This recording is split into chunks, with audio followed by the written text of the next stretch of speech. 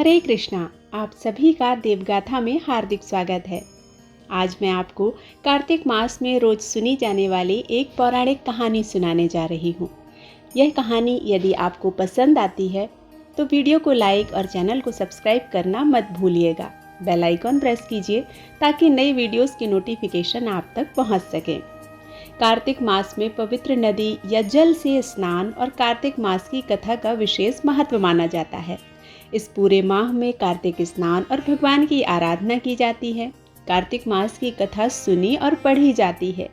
इससे सांसारिक पापों का नाश होता है और भगवान श्री हरि विष्णु की कृपा प्राप्त होती है। कार्तिक स्नान कार्तिक मास की कथा की पुराणों में बहुत महिमा बताई गई है।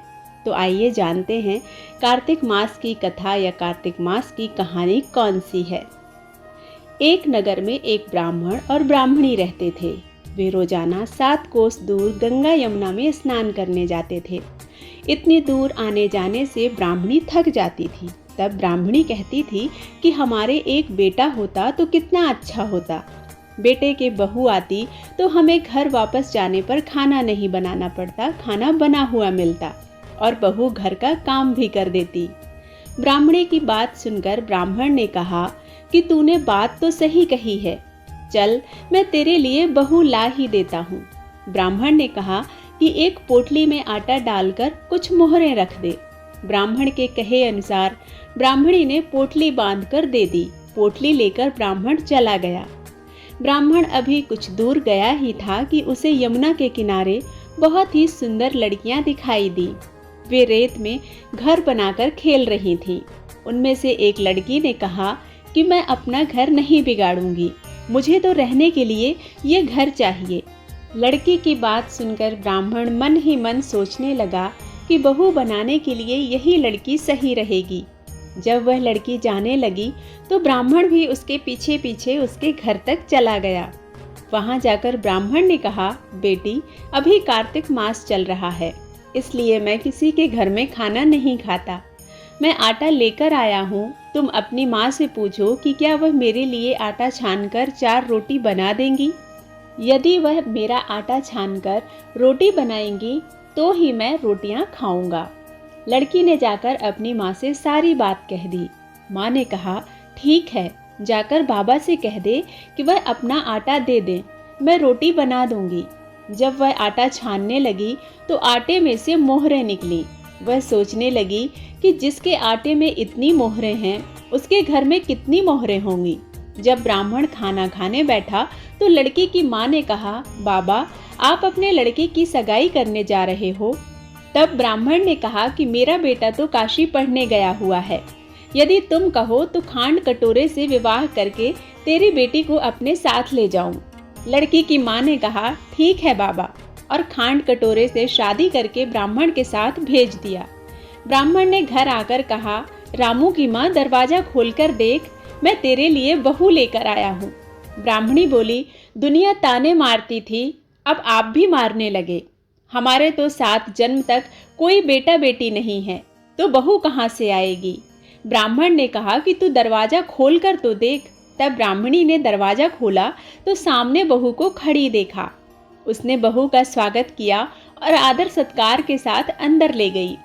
अब ब्राह्मण और ब्राह्मणी स्नान करने जाते तो बहू घर का सारा काम करके और खाना बनाकर रखती।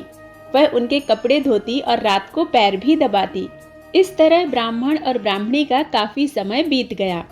ब्राह्मणी ने अपनी बहू से कहा कि बहू कभी भी चूल्हे की आग मत बुझने देना और मटके का पानी खत्म मत होने देना। एक दिन चूल्हे की आग बुझ गई। तब बहू भागी भागी अपनी पड़ोसन के पास गई और कहा कि मेरे चूल्हे की आग बुझ गई है, मुझे थोड़ी आग चाहिए। मेरे सास ससुर सुबह 4 बजे से गए हुए हैं, वह थके हारे आएंगे, इसलिए मुझे उनके लिए खाना बनाना है। तब पड़ोसन ने कहा कि तू तो बावली है, तुझे वह दोनों मिलकर पागल बना रहे हैं, इनके कोई बेटा नहीं है। बहू ने कहा, नहीं ऐसा मत बोलो, इनका बेटा तो बनारस काशी पढ़ने के लिए गया है। तब पड़ोसन ने कहा कि यह तुझे झूठ बोलकर लाए हैं, इनके कोई बेटा नहीं है। अब बहू पड़ोसन की बातों में आ गई और कहने लगी कि अब आप ही बताओ मैं क्या करूं। पड़ोसन ने कहा कि करना क्या है, जब तुम्हारे सास ससुर आए तो जली फूकी रोटियां बनाकर देना और बिना नमक की दाल बनाकर देना। खीर की कड़छी दाल में डाल देना और दाल की कड़छी खीर में डाल देना। यह पड़ोसन की सारी सीख लेकर घर आ गई। जब उसके सास ससुर घर आए तो उसने ना तो उनका आदर सत्कार किया और ना ही उनके कपड़े धोए।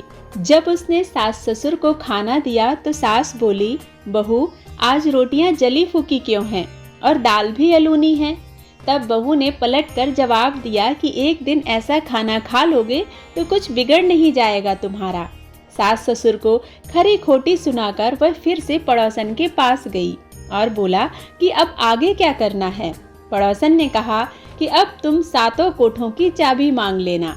अगले दिन जब वे ब्राह्मण और ब्राह्मणी स्नान करने के लिए जाने लगे तो बहू अड़ गई कि मुझे सातों कोठों की चाबी चाहिए। तब ससुर ने कहा कि इसे चाबी दे दो, आज नहीं तो कल इसे ही देना है। तब सास ने बहू को चाबी दे दी। सास ससुर के जाने के बाद जब बहू ने दरवाजे खोले तो देखा कि किसी में अन्न भरा है, किसी में धन भरा है और किसी कोठे में बर्तन पड़े हैं। जब उसने सबसे ऊपर का 7वां कोठा खोला तो देखा कि शिव जी, पार्वती माता, गणेश जी, लक्ष्मी माता जी, पीपल पतवारी, कार्तिक के ठाकुर, राई दामोदर, तुलसा जी का बिड़वा, गंगा यमुना और 33 कोटि के देवी देवता विराजमान हैं। वहीं पर एक लड़का चंदन की चौकी पर बैठा माला जप रहा है। यह सब देखकर उसने लड़के से पूछा कि तू कौन है। तब लड़का बोला कि मैं तेरा पति हूँ, अभी दरवाजा बंद कर दे, जब मेरे माता पिता आएंगे तब दरवाजा खोलना। यह सब देखकर बहू बहुत खुश हुई और 16 श्रृंगार कर सुंदर वस्त्र धारण कर अपने सास ससुर का इंतजार करने लगी। उसने अपने सास ससुर के लिए अच्छे अच्छे पकवान बनाए। जब उसके सास ससुर घर आए तो उसने उनका आदर सत्कार किया और प्रेम पूर्वक खाना खिलाया। खाना खिलाने के बाद बहू पैर दबाने लगी। पैर दबाते दबाते बहू ने कहा कि माँ, आप इतनी दूर गंगा यमुना स्नान करने के लिए जाती हो तो आप थक जाती हो, इसलिए आप घर पर ही स्नान क्यों नहीं करती हो। यह सुनकर सास कहने लगी, बेटी गंगा यमुना घर पर तो नहीं आ सकती, ना ही घर पर बहती हैं। तब उसने कहा कि हाँ माँ जी, बहती हैं, चलो मैं आपको दिखाती हूँ। जब बहू ने 7वां कोठा खोल कर दिखाया तो उसमें शिव जी, पार्वती जी, गणेश जी, लक्ष्मी जी, पीपल पतवारी, कार्तिक के ठाकुर, राई दामोदर, तुलसी जी का बिड़वा, गंगा यमुना बह रही थी और 33 कोटि के देवता देवी विराजमान थे। वहीं चौकी पर बैठा एक लड़का माला जप रहा है। माँ ने कहा कि बेटा तू कौन है। लड़का बोला, माँ मैं तेरा बेटा हूँ। तब ब्राह्मणी ने कहा कि तू कहाँ से आया है। लड़के ने जवाब दिया कि मुझे कार्तिक देवता ने भेजा है। बुढ़िया ने कहा कि बेटा यह दुनिया कैसे मानेगी कि तू मेरा बेटा है। बुढ़िया ने कुछ विद्वान पंडितों से मदद मांगी। पंडितों ने कहा कि इस पार बहू बेटा खड़ा हो जाए और उस पार बुढ़िया खड़ी हो जाए।